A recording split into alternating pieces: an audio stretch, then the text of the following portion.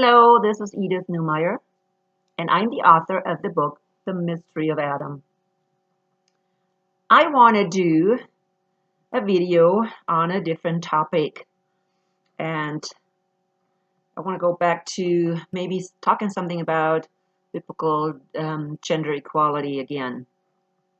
So I can add that to my Facebook page, The Mystery of Adam. So if you have not signed up on my Facebook page, The Mystery of Adam, this is going to be posted on there. I'm going to talk about the MeToo movement in the church. And I have done a video in the spring about Willow Creek, and I did address the MeToo movement then. And so I just want to add a little bit to it today because it has become more prevalent, in the church, and I know it will continue to become more prevalent. And so I just want to talk about a little bit about this MeToo movement. First, what is the MeToo movement?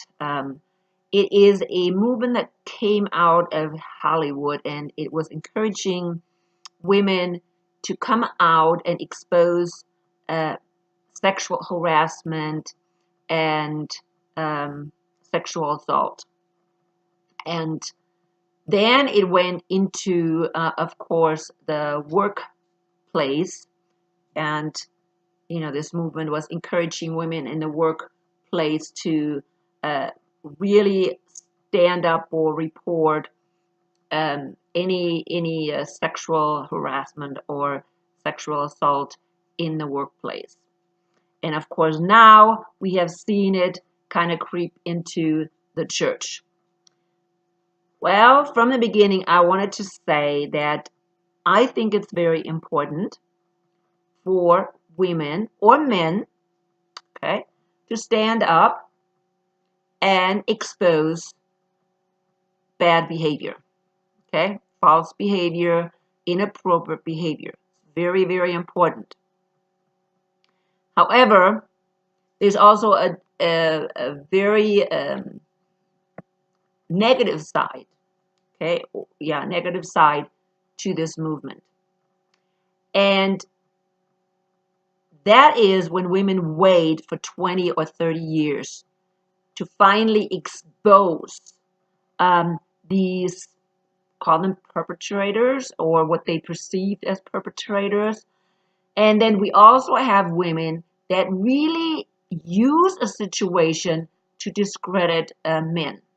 So they wait for 20 years until this man is now in a good position, and now they're trying to destroy it. Or the enemies of that man are using these women to destroy their opponents, whatever. Anyways, it can be misused. So when and that will happen in the public arena, but it should not be happening in the church. It just will, okay? We have now more and more men that are actually fearful interacting with women. And that may not have a very good effect on the women's relationship with men in the workplace. I think it's very important that men wake up, and realize, wait a minute, I have to be careful what I'm saying, what I'm doing in regards to women. So there's nothing wrong with that. But when fear comes in, then what we're doing, we're actually not getting the same result. The result is going to be the opposite result. In other words, we are again pushing men and women apart. So then that men say, well, we're going to stay with men because they're safer. And so women are being pushed again into their little, what I call into the kitchen. Because when I was raised, when I grew up, that's exactly what women were kind of, pushed into. Okay, when I grew up in the church, in evangelical churches, or when I was young, just first kind of married or a teenager, women stayed to themselves and men stayed to themselves. There was a clear division. And the reason why they did this clear division is because they try to prevent exactly the things that are happening today from happening. Okay? So women knew exactly, they had these roles and men knew they had these roles. But in the meantime, our worldly culture became extremely liberal. Okay? So men and women do not understand clear boundaries anymore. Okay? In the days when I grew up 50 years ago, women knew that protecting their virginity was very important, at least for most of them. Okay? Men knew that. Okay? So there was a proper conduct of men and women, especially amongst gentlemen. I have to say that. I'm sure there were circles where women were not honored in that way. But in general, women were honored in that way, that they were protected from any harassment, sexual harassment by men.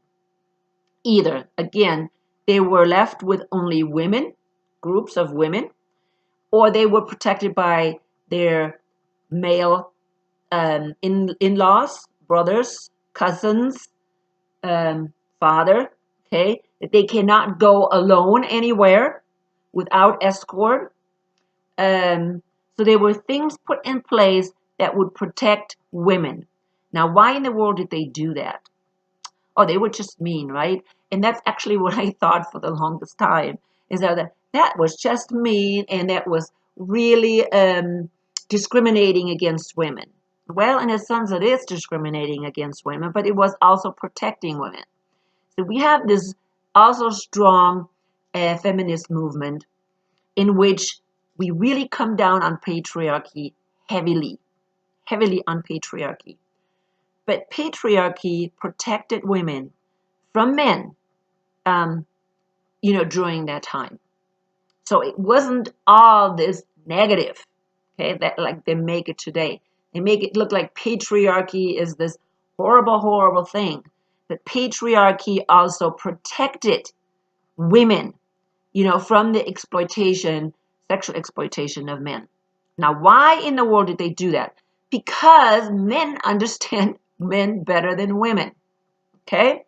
Men know their own thoughts and how they are attracted, to women if you are not putting things in place. A man in general, and I'm not saying, every man is that way. I think a lot of men are really ruled by their, okay, I'm going to say it, by their penis. Okay? Now, don't get upset if you're a man. Have no intention, to insult you. But men are very, very much ruled by their penis. They have a very strong sexual drive. Their eyes, their senses, when they see women are heightened. And so nowadays we have women saying, well, you know what, they have to learn that and they have to just learn to control their little blah, blah, blah. But see, in the days when I grew up, men knew each other very well. And so they knew they had to protect the women, their women, from other men. Okay? Because you don't know, because there were men out there, that's all they were thinking about. And I'm not saying all men are like that. Okay? As Christians, we know that Paul said, if somebody cannot stay away from sexual lust or, sexual feelings, they should get married. That's what Paul's answer was to that problem. Okay? And that answer is still the same. But what if a guy is not married? Then, these sexual feelings will come up a lot stronger in men than women. And in our society, it's even worse. Okay? Because men are constantly exposed to female sexuality. Okay? And so it becomes even harder to control these feelings. I'm not making any excuses for any men, okay? And yeah, I think they should be controlling their sexual impulses, but I cannot, and again, I use the word should, because I cannot expect it 100%, because it will not happen 100%, okay? There will be many men that can do that. But especially in our day and age where sexual things are just out in the open, okay? And men have access, and women, of course, have access to porn, left and right, nakedness, okay? Women expose themselves, their nakedness, you know. And then women, these feminists, they are insisting that men need to control themselves. You know what? I think if you're raising a boy in a way that it's okay, you know, for you know, that they're used to you know, they're used to nakedness, that it's something pretty normal. You have maybe less men that are excited about that. But especially in the United States, nakedness is still seen as something bad or shameful. Okay? We have come to the place where we're more liberal when it comes to sex. And that creates even more problems. Okay? That creates even more problems.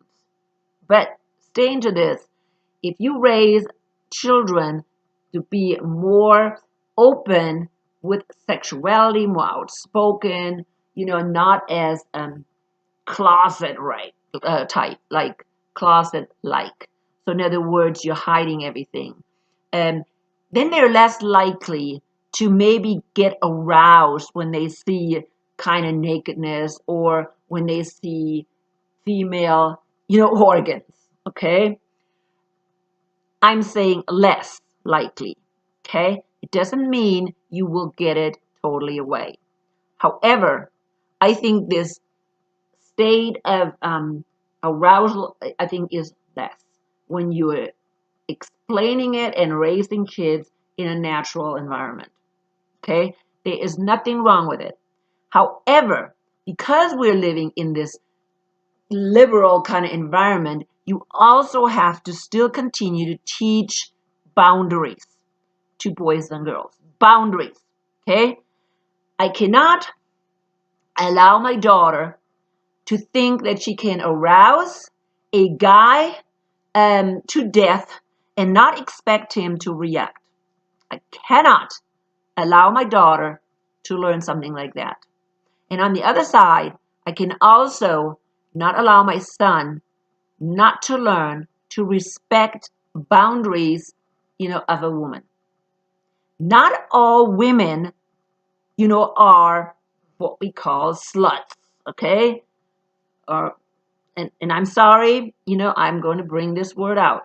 I'm going to be open about sexuality because we need to be open about sexuality in the churches as well. And that is a big problem that we are having in the churches. And that problem really then is projected on our society. Here we are, we feel like we have to hide everything. We can't talk about our sexuality, but yet we have women running around almost naked out there. Okay? Naked. And then our boys don't know how to react to this because they haven't learned it. Nobody talks about it.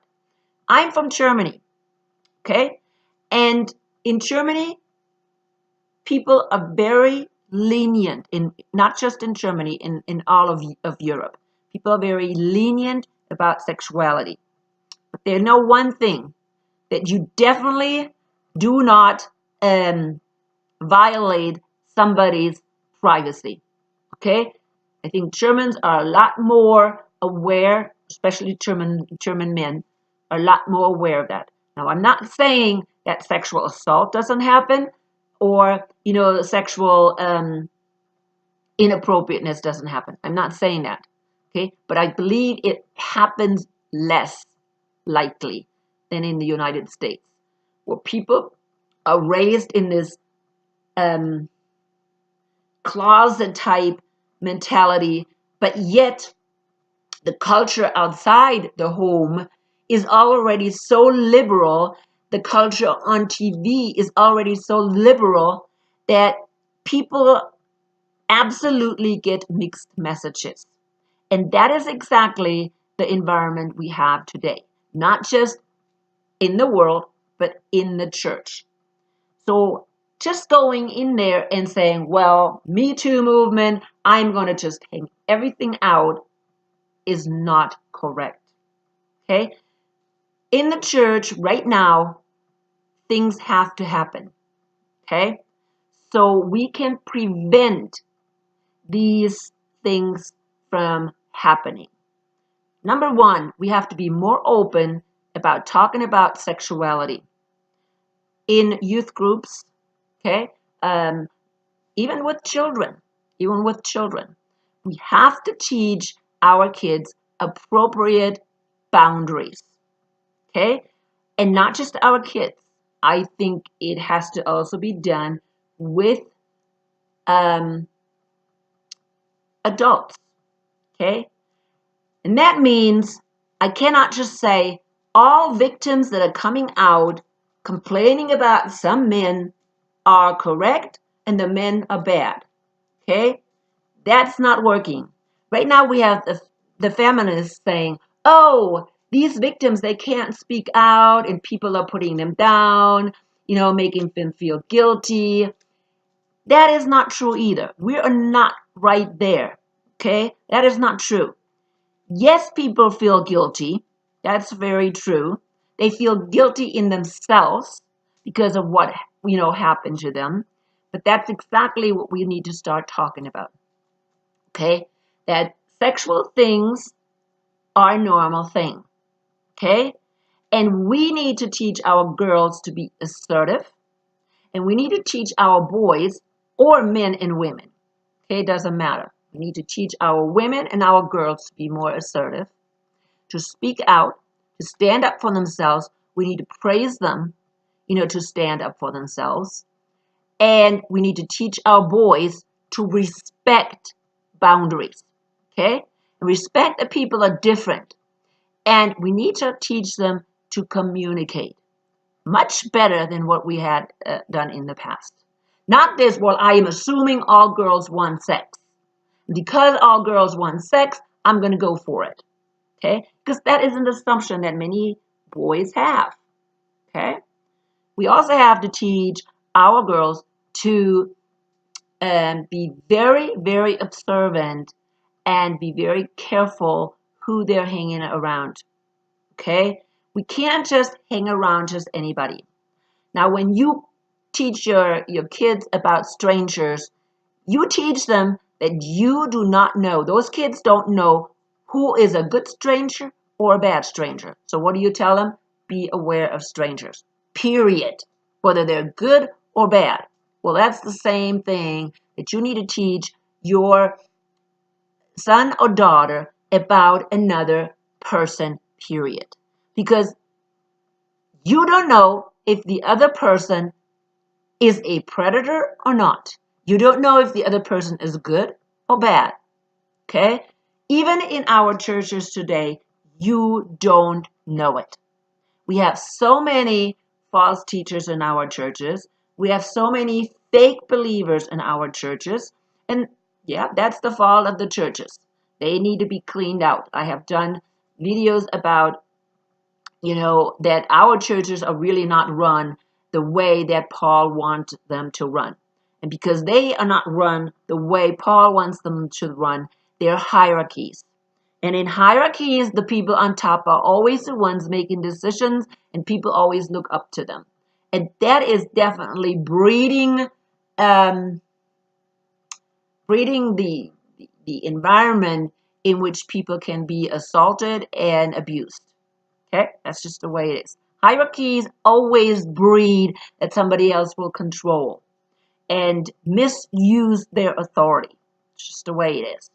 Okay, so the bigger a church is, the bigger the hierarchy is, the less you have accountability and things can happen. So accountability is very important in the church. And that we teach not just the boys and girls, but everybody appropriate behavior. Okay? And because we do not know who is a predator and who's not a predator, we have to teach our boys and girls to be very careful. Very careful. Okay? Or our women, very careful who they're going to hang around with. Now, if they're hanging around a person that is a wolf in sheep's clothing and something happens, they cannot just necessarily blame all men. Okay? They just can't do that. Okay? They have to also start with themselves and take responsibility. Now, I know I have been attacked for saying this. I have been attacked for stepping on the side of saying, listen, you cannot stay in a victim mentality. If you're a woman, you cannot stay in your victim mentality. You have to move forward and say, okay, what can I do different next time? Okay, I get assaulted, I get sexually harassed. What is something I can change about my life or how I interact with men so I can prevent this next time? There is nothing wrong when we say that. But today, I even see men stepping on the side of the women and just feel so sorry for them. Okay? We don't need, pity. We don't need pity. Even with people that are being abused or sexually assaulted, they don't need pity. Okay? They don't need pity. I know they do think they need pity, but they don't. What they need is people that encourage them to stand up and think, how are they going to change it? What are they going to do? Okay? I think it's very important when you are assaulted or sexually abused, harassed, to speak out. I mean, right away, not 20 years later, right away. Okay? If anything like this happens, this is what Paul tells us to do. He says, especially with a woman that is, assaulted, I would never approach, well, in the moment I can say that, in the moment I can say, wait a minute, you're stepping over your boundaries. For instance, somebody invites me to their motel room or something, hotel room, or in their room or whatever, I have to say right then and there, no, that is inappropriate and you better stop it. Okay, somebody is touching me, touching my butt. I have to stand up to them and say, wait a minute. No, I don't like that. Now, if they continue, that person needs to go to two people in the church that they can trust.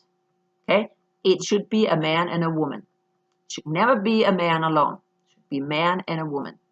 Okay? It should go to the man and the woman and let them know what's going on so the three of them, can go back to that person that is inappropriate and face that person. Okay? The three of them have to face that person and say, this is inappropriate and it needs to stop. Okay? Now, we have to be comfortable in the church to do that. So it should be an education that goes on in the church. Before anything happens, that should be the procedure that is taught in the churches. Okay? Number one, you let the person know right away this is wrong. You will not touch me inappropriately. You will not ask me inappropriate things. Okay? This is not appropriate. Number two, if that does not work, two people needs to go with the person that's being, okay, let's call it the victim. Okay? But again, do not, maybe that's the wrong word. Let's say the one who is perpetrated. Okay? So go with that person, address the guy again. Okay? in private, okay, address and say that is inappropriate. And if it happens again, we're going to have to bring it up to the elders. And that person should know that if it is addressed to the elders, that person could be expelled from the church. Now, these are regulations that Paul put in place. Expel the person that's inappropriate. And everybody in the church should know that. Okay? There should be no exception, whether it be the pastor, a teacher, anybody. Okay? That no nonsense rule. No nonsense rule. Okay? You will be expelled. That way, maybe people will feel more comfortable coming out before it gets too late. I did not like it the way it was handled at Willow Creek, because see, these women waited 20 years until Bill Hybels, retired. What's the deal? 20 years waiting? What happened to other women? Okay, if really something happened, what happened to these other women? I don't have the right after 20 years to come out and put down another person just because I want him to to discredit them. That's not correct. Okay? So it needs to be addressed right away. Right away. Okay? If you wait 5, 10, 20 years, you might as well hang it up. I think it's time for you to go to counseling and get over it. That's what I'm thinking. Okay? Get over counseling, get over it, and think about how you can prevent this. I mean, if this has been happening for 20 years in your life, you better get over it. You better learn, skills, how to avoid situations like that. And if you constantly get into situations like that, then you really need to think what you have to change. Okay? It's just, you can't constantly continue to be a victim about this. You just can't do that. And I am not protecting men. No, I'm absolutely not going to protect a man. If a man does anything appropriate, you need to stand up. If you cannot do it alone because you're afraid, get somebody else. Get somebody else. And again, the church needs to be open enough, and it needs to be out there. They need to teach it that there are people that can be trusted. You can go to them, and they will actually help you confront things. Okay? Not this, making somebody feel guilty. I haven't heard that, before, that people made people feel guilty because they're raped or assaulted. I've never heard about that I'm sure it's out there. Because it is kind of seen as shameful, or it used to be like that in the past. But it definitely isn't like that anymore. Okay? I mean, this MeToo movement, they have definitely proven that it is not shameful, and they're just out there in the public and just spill the beans no matter what. They don't care. Let everybody know, oh, he was inappropriate. But what's inappropriateness? Okay? If somebody is married and they ask another woman to come to the motel room, yeah, that's inappropriate. Okay? That's definitely inappropriate. Matter of fact, I would probably tell his wife and let her know what kind of a scumbag her husband is. Okay? I think that would be appropriate. That would be very appropriate to go to that wife and say, hey, this is what your husband is doing. Okay? So there's many different ways, but if you are a single person and some other person makes, sexual advances, and, just tell that person, hey, I'm not interested in you. Okay? Now, I know a lot of women, they want to be so proper. Okay? See, we have this liberalism going on, right? This feminism and liberalism, and I can do anything I want. But on the other side, we have women that don't even know how to be assertive. Okay, or they think they act like they're not assertive. And there's like this mix up here that people cannot understand. And see, this is the mix up with guys too. They think, hey, these women, they want the same thing we have or we want, but they don't act that way either. Okay? They don't come out and say, hey, bug off. I don't want to have anything to do with you. You know, that's what a man would do. But they don't do it. So I think women need to learn to be more assertive and really set the boundaries necessary. And men need to learn to listen to women say no. And when somebody says no, that's what it is. N-O, no. And not push. Okay? So, and that is happening, as well today, is that, oh, no, don't. And we're not saying it correctly. We're not saying, hey, stop it. Okay? So I'm coming to the end, but I have said hopefully very clearly that really this Me Too movement has really nothing to do in the church. Because in the church, we already have procedures in place. How to handle inappropriateness. Okay? We already know it. I said it. Go to the person, tell them to stop. If that doesn't work, if you're too afraid or whatever, for whatever reason, take 2 people with you and face the person and let that person know inappropriate behavior is going on. Okay? If that doesn't work, then you have to go to the elders. And that should not take very long. That should be done right away. Not for your sake, but for the sake of all the other women in the church. Okay? For the sake of all the other women in the church. Because if somebody is doing it to you, that person will most likely do it to other women as well. Okay? And don't feel like, oh, I can't say anything because somebody's going to think bad about me, blah, blah, blah. Again, the church needs to start to really be open about these things. Okay? Before something happens in the church, they need to start being open. Now, I haven't even addressed all the wrong things that are going on in the church today, but I'll have to do that another time.